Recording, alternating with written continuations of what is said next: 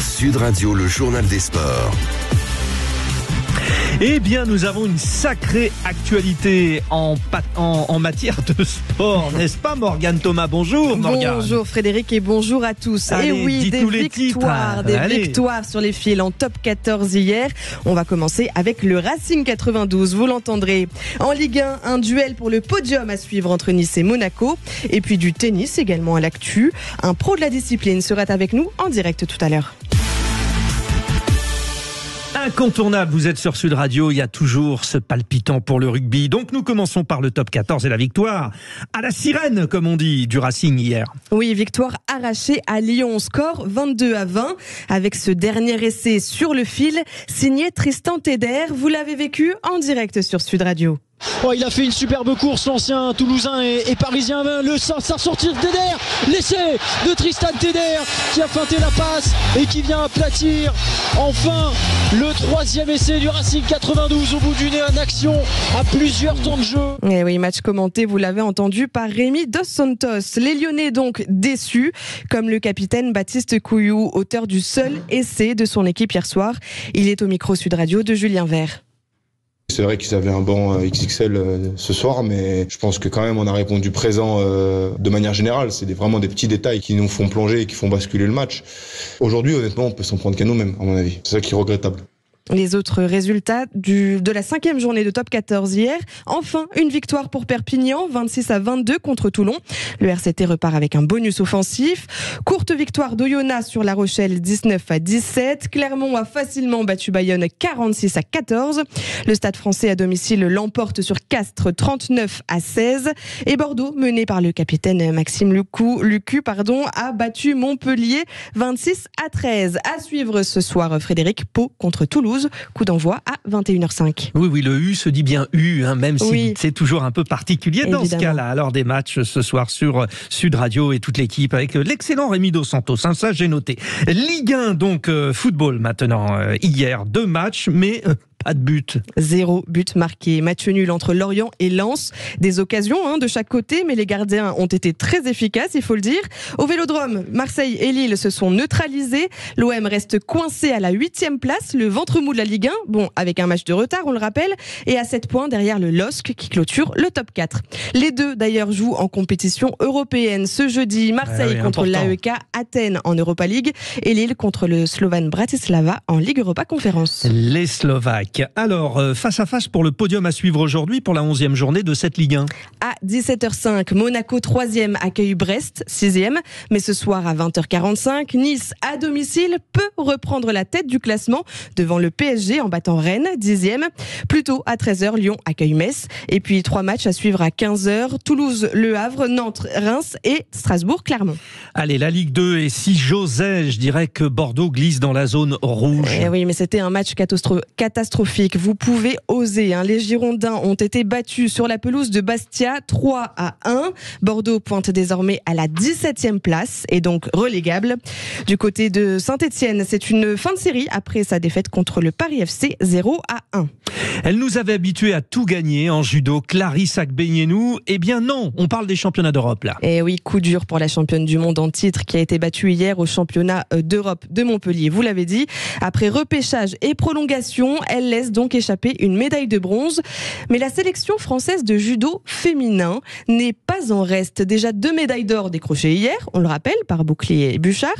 Et puis Marie-Ève Gaillet également. Et Marie-Ève Gaillet. C'était avant-hier Bouchard et Bouclier, plus Marie-Ève Gaillet hier. Exactement. Superbe. Le président de la Fédération de judo, Stéphane Nomis, a l'embarras du choix pour les Jeux Olympiques 2024. La concurrence est très forte, très dure, mais elle se fait intelligemment. C'est une concurrence saine. C'est des filles qui se parlent les unes avec les autres. C'est des filles qui acceptent le destin, même si c'est plus compliqué parce que c'est à Paris. Donc elles font leur maximum pour être la meilleure, mais toujours avec le côté éthique du judo. Eh oui, éthique. Côté masculin, Teddy Riner était absent à Montpellier, on vous l'avait dit hier. Un stage au Japon. Stage au Japon, il se remet d'une blessure, Teddy Riner. Et il vise un retour à la compétition en décembre pour arriver, je cite, à son meilleur niveau aux Jeux. Et Lucas Mekedze, côté garçon, a eu aussi sa médaille d'or. Alors, le handball maintenant, une rentrée réussie pour les Bleus. C'était un match amical de préparation. Exactement, victoire 40-21 contre la Roumanie. C'était hier soir, vous l'avez suivi, Frédéric? Oui, j'ai eu le plaisir de le commenter. Oui. La France débutera donc l'Euro 2024 en janvier contre l'Allemagne, c'est bon de le rappeler. Bleu et Sportco encore, cette fois en basket, avec la folie de quelqu'un qu'on attend pour Paris 2024, Wembanyama. Est-ce que cette folie va encore frapper ce soir? Auteur de 38 points à lui seul contre Phoenix jeudi dernier, le prodige français joue le 6e match de sa carrière en NBA. Pour Georges Eddy, le célèbre journaliste sportif franco-américain, il faut être réaliste. Victor Wembanyama ne marquera pas 38 points à chaque match. On l'écoute. C'est vrai qu'il brûle les étapes, il met la barre de plus en plus haute, mais il va connaître, comme tous les rookies, des matchs moins bien, des jours sans. Il peut même redescendre en dessous de 10 points dans un prochain match parce que c'est très irrégulier pour les débutants dans la NBA. Mais globalement, je pense qu'il va faire une très belle saison. Oui, merci à Georges Eddy de nous avoir accordé cette interview. On passe au tennis maintenant, Frédéric, avec la finale du Masters 1000 de Bercy tout à l'heure. Novak Djokovic va affronter Grigor Dimitrov. Et on va aller plus loin d'ailleurs sur le sujet. Oui, parce qu'il y a une sacrée actualité et ça commence. Ça a commencé d'ailleurs depuis hier. C'est le lien avec le Moselle Open. Il est organisé à Metz chaque année. C'est un des 4 tournois importants ATP 250 en France. Et son organisateur, Julien Bouter, est là. Oui, vous vous souvenez, l'ancien tennisman, le super joueur grand gabarit. Bonjour Julien Bouter. Bonjour à tous.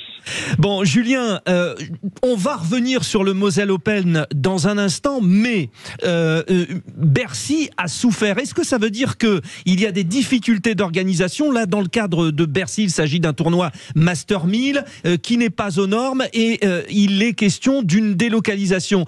Ça fait partie des souffrances du tennis français, ça?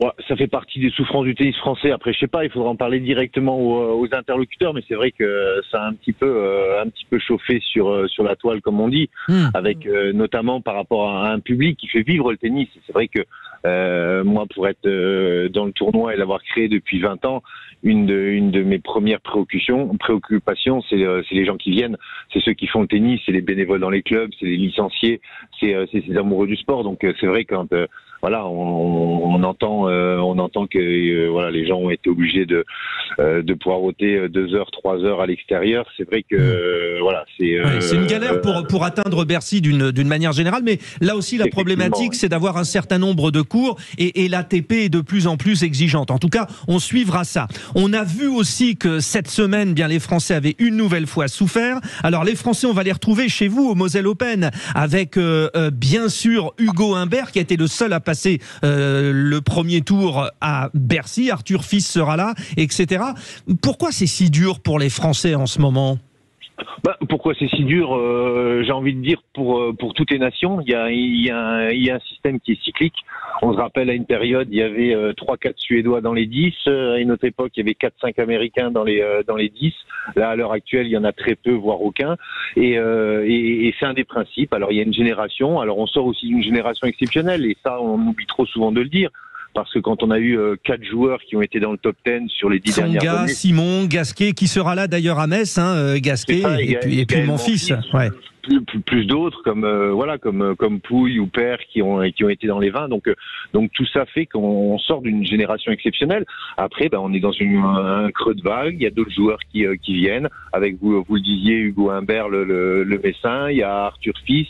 Il y a Lucas Van Hache aussi qui arrive. Donc il faut laisser le temps à une nouvelle génération de venir s'installer, mais c'est un des principes du sport, il faut l'accepter et puis tout faire pour préparer les nouvelles générations. On les attend, classique.